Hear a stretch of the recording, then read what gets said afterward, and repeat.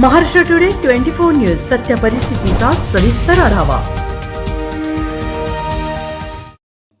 परभणीचे कार्यसम्राट समाजप्रिय आमदार डॉक्टर राहुल पाटील नेहमीच समाजातील गोरगरिबांच्या समस्या सोडविण्यासाठी अहोरात्र झटत असतात. जिल्ह्यातील अपंगांना सुलभ साहित्य वाटप करण्यासाठी त्यांच्या कार्यकर्त्यांकडून नेहमीच अपंगत्व निदान व शिबिरे आयोजिली जातात. गरजेनुसार कार्यात्मक मूल्यमापनामध्ये त्यांच्यातील आत्मसन्मानागत तपासणी, चष्मा नंबर काढणे, मानसशास्त्रीय चाचणी, कर्णबधीर मुलांसाठी श्रवण यंत्रे उपलब्ध करून देणे तसंच गरजेनुसार आवश्यक साहित्य साधने उपलब्ध करून देणे असा उपक्रम राबविला जातो. कार्यक्रमाचे आयोजन करून अपंगांना व्हीलचेअर, ट्रायसिकल व रोलेटर अशा प्रकारचे आधुनिक साधने उपलब्ध करून अपंगाचे जीवन सुरळीत करण्याचे काम आमदार डॉक्टर राहुल पाटील यांच्यातर्फे सामाजिक उपक्रमात केले जातात.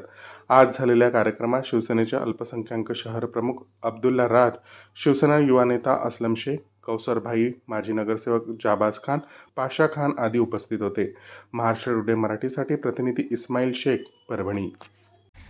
और दीगर लोग जो गैर हाजिर थे उनको आज अब्दुल्ला राज, असलम खान और दीगर जो उनके साथी है उन्होंने उनको बुलाकर उनको ढूंढकर ये जो ज़रूरतमंद लोग हैं उनको जो रिक्शे साइकिल वगैरह तस्लीम किए हैं. और मैं इस मौके पर ये कहना चाहता हूँ कि और भी जो ज़रूरतमंद लोग हैं शहर में वो अब्दुल्ला राज से, असलम खान साहब से और दीगर जो लोग हैं जाबाज खान साहब से संपर्क करके ज़रूरतमंद लोगों को ये साहित्य मुहैया करा सकते हैं.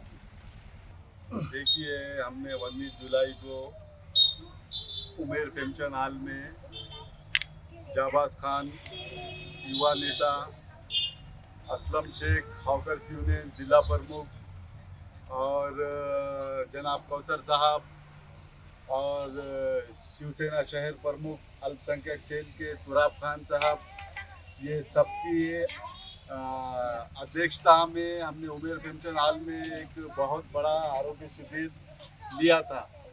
जो आरोग्य शिविर में 2062 लोगों ने अपनी नोंद की थी और जिसमें से 151 पेशेंट मोतियाबिंद के निकले थे.